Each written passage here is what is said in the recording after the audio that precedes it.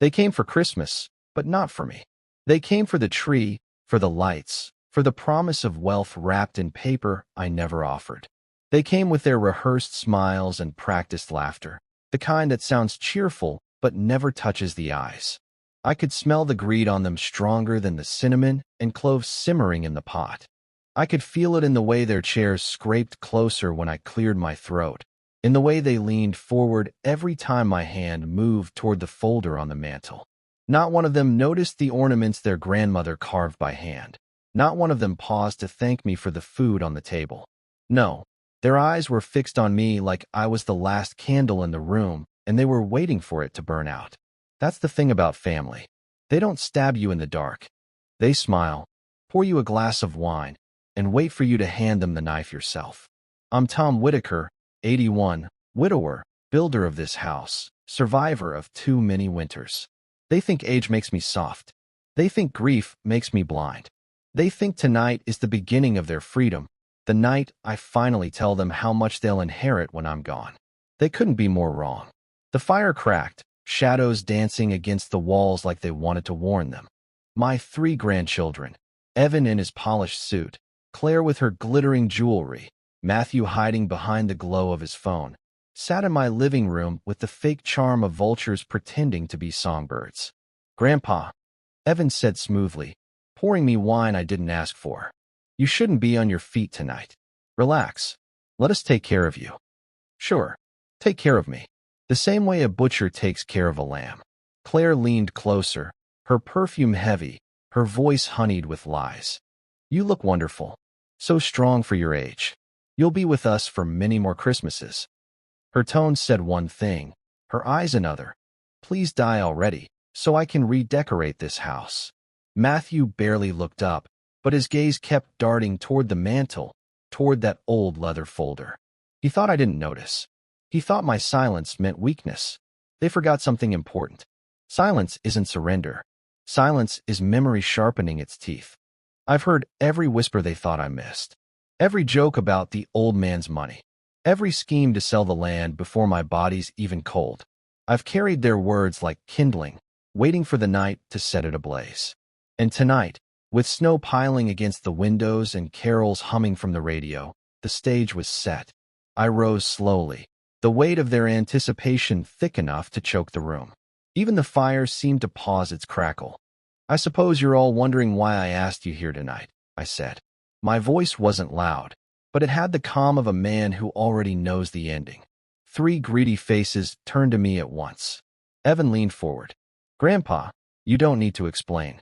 We're family. Whatever you decide, we'll honor it." His hand twitched, ready to snatch whatever I offered. I smiled. Not the way they expected. Not with warmth. With certainty. With the smile of a man who had already written their fates. "Then you won't mind a small tradition," I said. "One gift. One for each of you." I reached beneath the tree and pulled out 3 thick envelopes. Their hands shot forward before the words left my lips, tearing them open like wolves clawing at prey. When the keys hit the floor with a metallic clink, their laughter died. A brass key for Evan.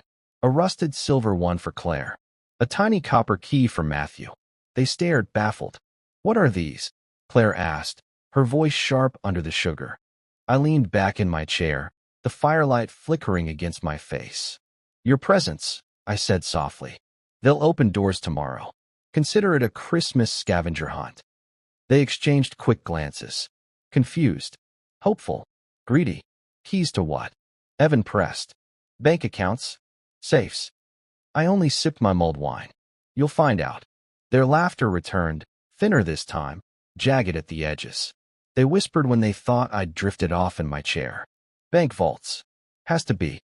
Tomorrow we'll see who gets the real prize." They thought it was a game. And they were right. But it wasn't the one they believed.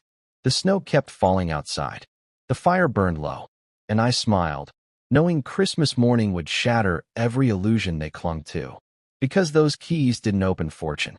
They opened truth. Morning came wrapped in snow. The kind of snow that swallows sound, makes the world look pure even when you know it isn't.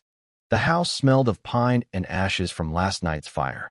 My grandchildren were up before me, jittery like children on Christmas morning. But they weren't children anymore, and what they wanted wasn't toys. I heard their voices from the hallway. Mine's the brass key, Evan said. That has to mean something. Brass is money. Gold adjacent. Claire laughed too loudly. Silver's better. Classic. Strong. Maybe it's a vault. Matthew muttered. Coppa's old. Yeah, but maybe that's the trick. Maybe it opens the real one. They didn't even bother whispering. They thought I was still asleep, but I lay in bed listening, the edges of the keys sharp in my memory. I had carried those pieces of metal for years, waiting for this exact morning.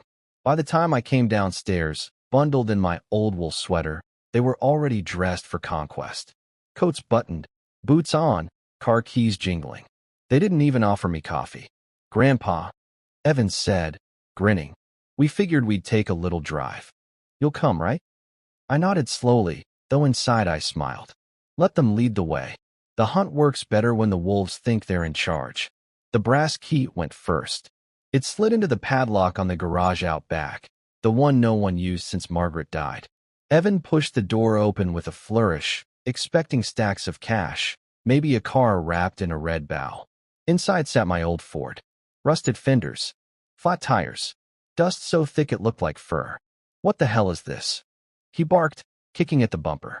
This thing's not worth scrap. I shrugged. It still runs if you know how to coax it. His face flushed red. He wanted to scream, but Claire tugged him back. Maybe yours is just symbolic. The real prize is mine. We trudged through the snow to the back lot, where the sagging wooden shed stood like a broken tooth. Claire pushed the silver key into the warped door and yanked it open. The smell hit first. Mildew, rot, old newspapers. Inside, cracked buckets, busted rakes, yellowed boxes of holiday lights that hadn't worked in years. Cobwebs clung to every corner. Claire gagged. This is disgusting. It's history, I said. Every house has a backbone of junk. You just don't usually look at it. Her eyes narrowed. She wanted to throw the key at me, maybe at my face. But she didn't. She just spun on her heel. Matthew, she snapped. Open yours. Please, God, let it be better. The copper key rattled in the lock of the small closet under the stairs. A door no one touched anymore. Matthew bent down, slid the key in, and pushed. The hinges moaned, dust falling like snow. Inside, a single cardboard box. Nothing else. They crowded around him as he tore the flaps open. His expression shifted from irritation to confusion to dread. He pulled out a stack of yellowed papers, each one stamped with official seals. Wait, he muttered. These are loan agreements? Claire leaned in. That's your signature. No, it's not, he snapped, but his voice cracked. I stepped forward, steady, deliberate. Oh, it's yours. And yours too, Claire. And yours, Evan. Every signature you forged. Every lie you told. Every dollar you thought I never saw. The room went silent, heavy as stone. Evan's hand shook as he pulled out another page. Credit lines. Fraudulent withdrawals. Each one linked to them. I watched their faces drain of color, like ghosts staring at their own gravestones. I gave you a gift, I said softly. A chance to leave your sins locked away. But you couldn't help yourselves. You had to open the doors. The fire in the hearth behind me popped, sharp as a gunshot. None of them flinched. They were frozen in place, trapped by ink and truth. And for the first time in years, I felt the weight shift. The house no longer belonged to vultures circling overhead. It belonged to me again. The box sat open on Matthew's lap, its contents spilling like a confession nobody wanted to make. The papers smelled faintly of mildew and ink, the kind of scent you never forget once you've spent enough time in lawyers' offices. Evan snapped first. He crumpled one page in his fist. This is ridiculous. You can't prove these are real. Anybody could have typed this up. Anybody. I repeated, my voice low, steady. Funny thing, banks don't keep anybody's records. They keep originals. Stamped, notarized, verified. Claire's hands trembled as she flipped another sheet over. This says delinquent. 48,000. That's not mine. I didn't. Her voice cracked before she finished the lie. I leaned against the doorway, arms folded, the wood cool at my back. Do you think I was asleep all these years? That I didn't notice money missing, or my accounts tied to phantom signatures? You thought age made me blind. But you forgot that memory sharpens when it has reason to. Matthew shoved the box away like it was burning him. His eyes darted toward the stairs, the door, anywhere but me. You can't put this on us. You're the one who always said family comes first. Family does come first, I said, my throat tight with the kind of truth that tastes like iron. That's why I gave you a choice. You could have left those keys alone, sat by the fire, chosen patience instead of greed. But you had to open the doors. The silence stretched, brittle as ice. Claire finally broke it, her voice rising, desperate. So what? You think you can ruin us with a stack of papers? We'll just deny it. Nobody's going to take your word over ours. I smiled then. Not kindly. Not like a grandfather should. The smile was sharp, carved from months of planning. That's where you're wrong. From my coat pocket, I pulled a second envelope. Thick, sealed in red wax. I set it on the mantel above the fireplace. What's that? Evan demanded. The agreement, I said. Signed 2 weeks ago with every creditor you owe. Consolidated, legalized, and officially transferred. Every forged loan, every unpaid debt, now gathered under your names. Not mine. Not this house. Yours. Claire's jaw fell open. You didn't. Oh, I did, I said. I sold the land by the mill. The one you all forgot about. Paid every penny into a fund to close my accounts, clear my name, and attach the chains where they belonged. The words hit like hammers. Evan staggered back, his polished confidence cracking like thin glass. Matthew swore under his breath, pacing the room like a caged animal. Claire pressed a hand to her chest, gasping as though the air itself betrayed her. You thought the inheritance was waiting, I continued. But there is no inheritance. There's only the bill. Your bill. The future you built with lies and signatures you thought I'd never notice. The fire hissed, spitting sparks into the air. They stared at me, not like a frail old man anymore, but like a judge who had just read the verdict. Evan's voice dropped, low and venomous. You've destroyed us. No, I said softly. I just handed you the keys. You destroyed yourselves.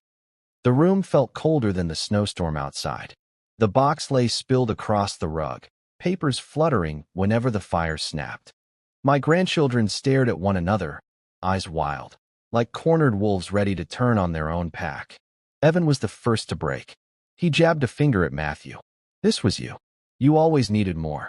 You begged me to cover your gambling debts last year. You must have dragged my name into this mess. Matthew's face flushed red. Me? You were the one who used Grandpa's credit card by mistake and swore you'd pay it back. Guess what, Evan? Looks like he kept receipts. Claire stood between them, her hands trembling, but her words like knives. Both of you are pathetic. Do you think I don't know? I saw the statements. Evan funneled money into that doomed business of his, and Matthew. God, you couldn't keep your hands off the poker tables. Don't you dare point at me when I was the one holding this family together. Her voice cracked, but it was rage, not sorrow. And what thanks did I get? You forged my name too. My signature's all over these contracts. If anyone gets dragged down, it'll be you too, not me. The three of them squared off, voices colliding like thunder. Accusations flew, sharp and frantic. Years of quiet betrayals spilled into the open, stolen checks, hidden withdrawals, whispered lies. I watched from my chair, silent, letting the storm crash against itself.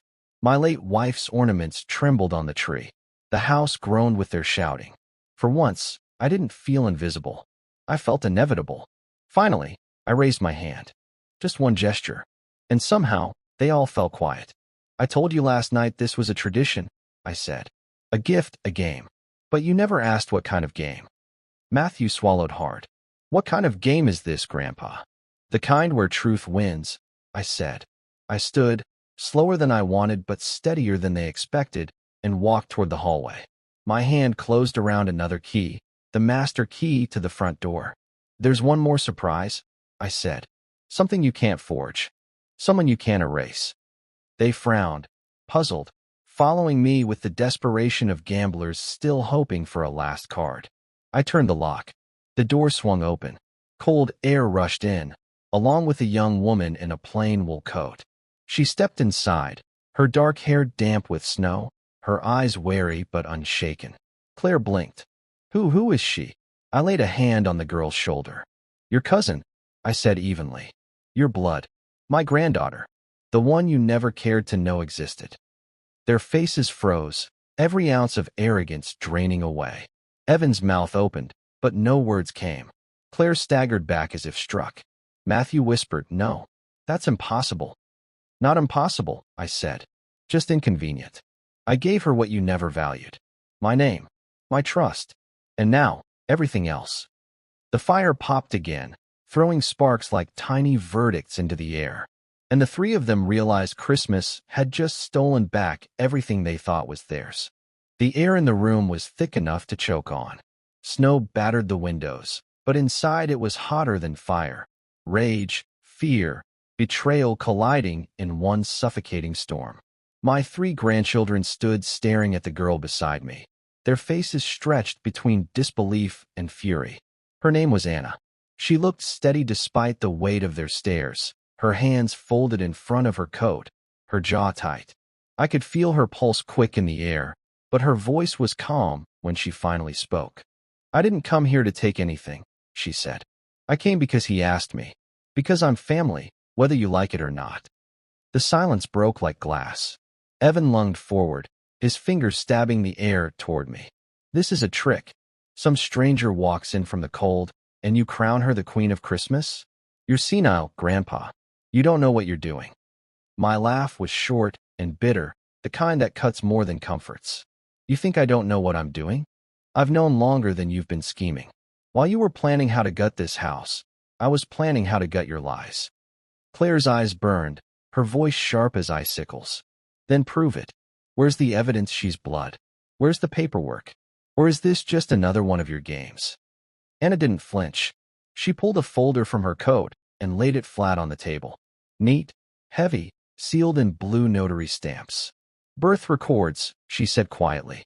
DNA test. Letters from social services.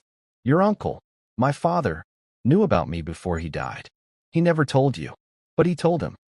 All eyes swung back to me. I nodded once, slow, steady. Matthew snatched the folder and ripped it open like a man desperate for oxygen. He skimmed page after page, his lips moving but no sound coming out. His face grew whiter by the second. He threw it down like it burned his hands. No, this can't be real. This is some adoption scam. Somebody doctored these papers. I leaned forward, my voice like gravel dragged across stone. Those signatures are court-stamped, dated, witnessed. They are more real than anything you three have ever put your names on. And unlike your forged contracts, these will stand in any courtroom. Evan's face twisted, veins standing out along his temple. We'll fight this. You can't erase us. We're your blood. Blood, I barked, my voice rising for the first time all night. Blood isn't ink spilled on fraudulent checks. Blood isn't promises broken and debts stacked to the ceiling. Blood is loyalty. Blood is sacrifice. Blood is what she carries, not what you wasted. For a moment, none of them spoke. The fire snapped, spitting sparks like punctuation. The tree lights flickered, throwing their faces into jagged shadows. Then Claire's composure cracked. She stepped back against the wall, her hands clutching at her necklace as if it might keep her afloat. So what? You just throw us out. Everything we worked for, everything we waited for gone? Just like that? You didn't work for it, I said. You waited for me to die. There's a difference. Matthew shoved Evan hard in the shoulder. This is your fault. You were the one who said we could bleed him dry and no one would notice. Evan shoved him back. Better than blowing thousands at the poker tables like you did. You dragged us all down. Claire lashed out then, her voice shrill. Shut up, both of you. Do you even hear yourselves? We're ruined. Finished. You idiots made me sign those forms, remember? You put my name in ink. And now I'll be the one dragged through court. The three of them shouted over each other, faces contorted, hands flailing, years of secrets spilling like rotten fruit onto the floor. I let them rage. Let them tear at each other like dogs fighting over a bone that was never theirs to begin with. Their voices bounced off the walls, echoing back sharper, uglier. It was the sound of a family devouring itself. Finally, I raised my hand. My voice didn't need to be loud. It sliced through their chaos with the weight of final judgment. Enough. They froze, panting, eyes wild. You want to know the truth? There was never a fortune waiting for you. What you thought was gold was debt. What you thought was inheritance was a ledger of your own sins. And I tied every last cent of it back to you. I turned toward Anna, steadying my voice. She is the only one who didn't ask me for anything. The only one who never tried to take without giving. That's why she gets what little remains. Not because she's perfect, but because she never treated me like a wallet with a heartbeat. Claire's lips trembled. So this is it. You ruin us, and she walks away with everything? Not everything, I said. What's left? And that's enough. Evan's eyes narrowed, his voice low and venomous. You've destroyed us. No, I said, calm as stone. I gave you the keys. You destroyed yourselves. Anna stood taller, firelight catching the tears in her eyes. She didn't gloat. She didn't need to. Her presence alone was the judgment they feared most. The reminder that family isn't a prize, it's a duty. And they had failed it. The storm outside howled against the glass, but it was nothing compared to the storm inside their hearts. For the first time, I saw fear in their eyes. Not of me, not even of the debts, but of themselves. And that was enough. Morning crept in gray and bitter, the kind of light that makes even snow look dirty. I sat by the kitchen window with my coffee, steam curling against the glass. The house was silent now. Silent except for the restless footsteps upstairs, the muted shouts, the frantic pacing of my grandchildren as reality began to gnaw through the walls of their denial. They thought the night had been some cruel performance, some bluff meant to scare them straight. They thought they could wake up, pour themselves coffee, and find me softened by sleep, ready to forgive, ready to let it all slide back into silence. But silence had already ended. At 8:03, the first knock rattled the front door. Not family, not friends. Men in dark coats, briefcases in hand. Creditors. I didn't answer right away.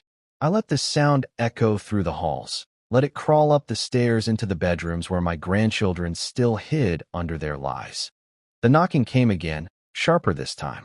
I rose, steady, my cane tapping once on the floor, and opened the door.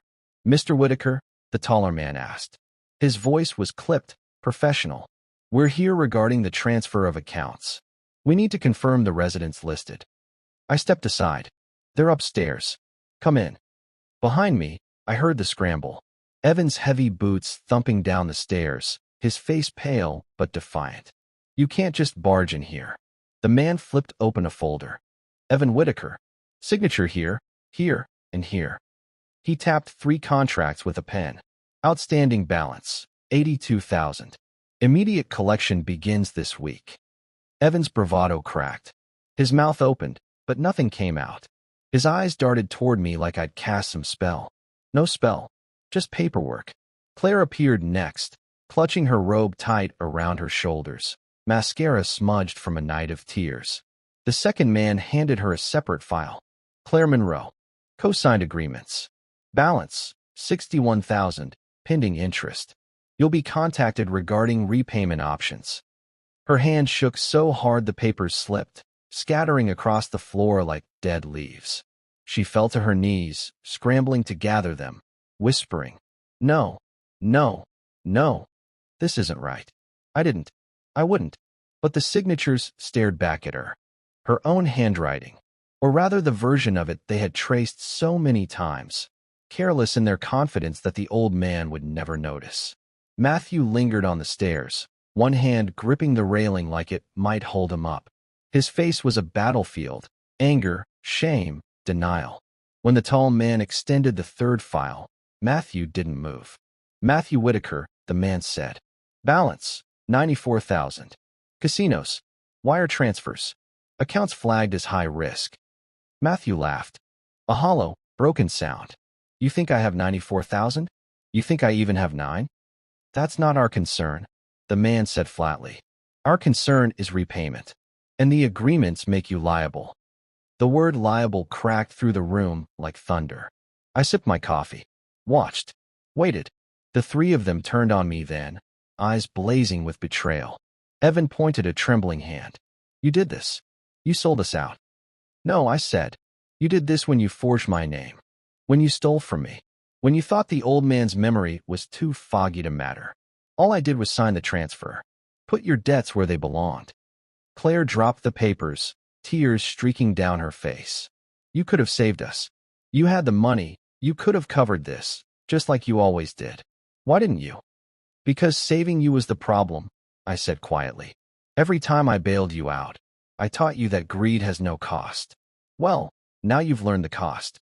Matthew stumbled down the last step, his face twisted in rage.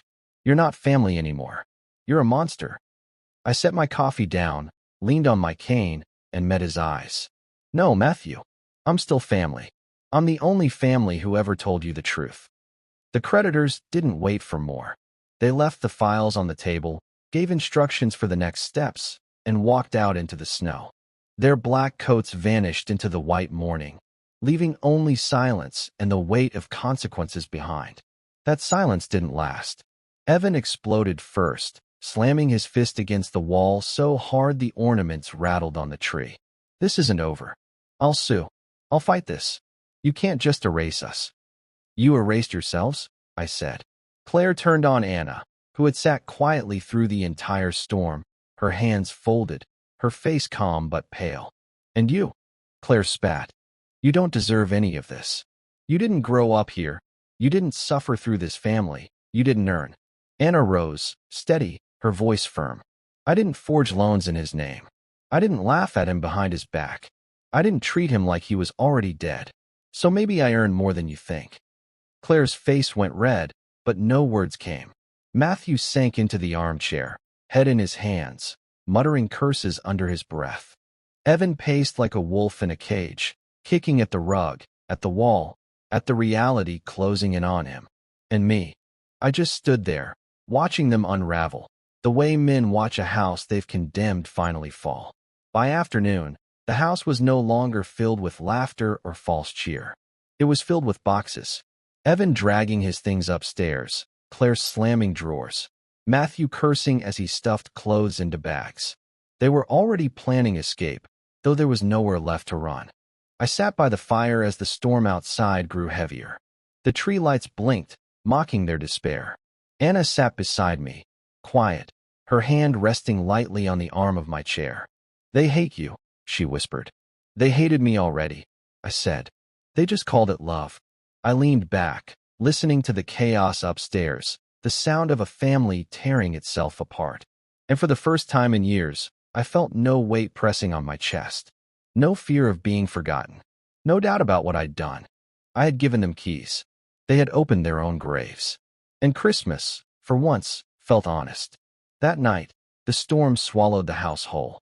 Snow pressed against the windows like a living thing, rattling the glass, whispering at the seams. The tree lights blinked on and off, casting sharp colors across the living room. Red, green, white, like warning signals. Upstairs, they weren't sleeping. I could hear them, whispering first, then sharper tones. The kind of whispers people make when they're cornered, when their own shadows feel like enemies. Anna sat across from me at the fire. Her eyes were wary, but calm. She had the stillness of someone who's known hunger, who's known being forgotten, who's learned patience the hard way. She didn't ask me what would happen next. She already knew. The wolves weren't done biting. By midnight, Evan came down. He wore his best smile, the one he thought could still fool me. "Grandpa," he said, pouring himself a glass of bourbon, "I've been thinking. Maybe we all overreacted earlier. It's Christmas. Maybe we should reset." I watched him swirl the glass, the firelight flickering in his eyes. Behind him, Claire appeared on the stairs, her face pale but her chin lifted like she was still queen of something. Matthew followed, hands shoved in his pockets, twitchy, restless, eyes darting. They circled me like actors taking their marks. "Reset?" I asked. Evan leaned closer, voice dropping. "We all know what's in those papers doesn't matter if we're united. Family business should stay family business. We can fix this. Together." Claire chimed in quickly. "He's right. We can call the creditors, tell them you're confused, that you've been manipulated. They'll believe us. You're old, Grandpa. People will believe anything we say about your state of mind. Matthew snorted. Or we take the simple route. Burn the damn papers. All of them. No papers, no proof. Done. Their eyes flicked toward the mantel, where the red wax envelope still rested. The one holding the contracts, the transfer agreements, the proof of their guilt. Anna stiffened, her hand tightening on the arm of her chair. I stayed still. I let the silence stretch until it hurt. Then I said, so that's your plan? To lie again. To steal again. To erase the truth with smoke and ash? Matthew's jaw clenched. It's survival. No, I said. It's desperation. And you can dress it in silk or bourbon, but it still stinks. Evan slammed his glass on the table, the sound like a gunshot. We're not letting some bastard cousin take what belongs to us. Anna rose then, her voice cutting through his rage like a blade. It never belonged to you. You just assumed it did. That's the only thing you're really good at, assuming the world owes you. Her words lit them up like dry tinder. Claire's face twisted. Matthew moved toward the mantel.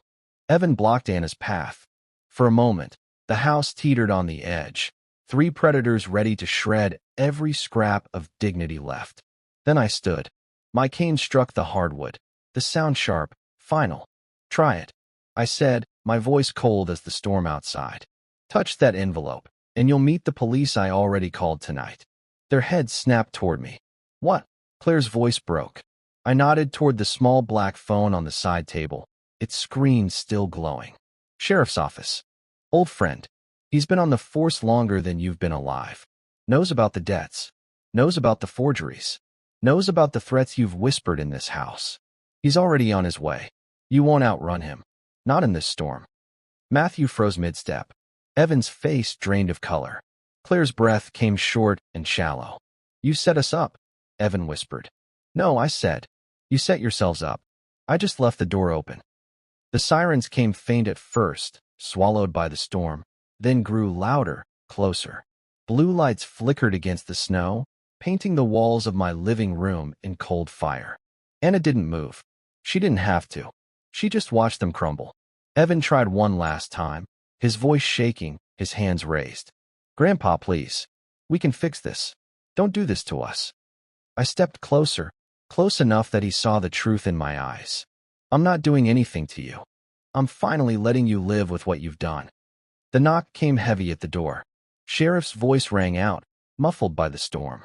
Thomas Whitaker, it's time. Inside, my grandchildren stood frozen, caught between the fire and the storm, between the lies they lived and the truth that had finally arrived. And I, at last, felt the weight lift. The sheriff's knock echoed through the house like a final bell. Outside, blue and red lights cut across the storm, flashing through the frosted windows. My grandchildren stood stiff as statues, their shadows jittering against the walls. I opened the door myself. Sheriff Dale stepped in, snow clinging to his boots, his breath fogging in the cold. He tipped his hat to me before scanning the room. Evening, Tom. You ready? I nodded. They are. The words hit harder than the wind. Evan's eyes widened. Claire gasped like she'd been stabbed. Matthew cursed under his breath, pacing like a trapped animal. Now, let's make this easy, Dale said, pulling folded papers from his coat. Court orders. Financial fraud, forgery, attempted exploitation of an elder. You 3 know your names are all over these. Claire shook her head, tears streaking. This can't be happening. He's confused. He doesn't know what he's doing. Dale cut her off with a hard stare. I've known your grandpa 40 years. He knows exactly what he's doing. And now so do you. Evan tried charm. Sheriff, come on. This is family business. You don't want to drag it out into the open, do you? Let us talk this through. Dale's face didn't move. You already dragged it out. My job's just to close the door behind you. 2 deputies stepped in, broad-shouldered, silent.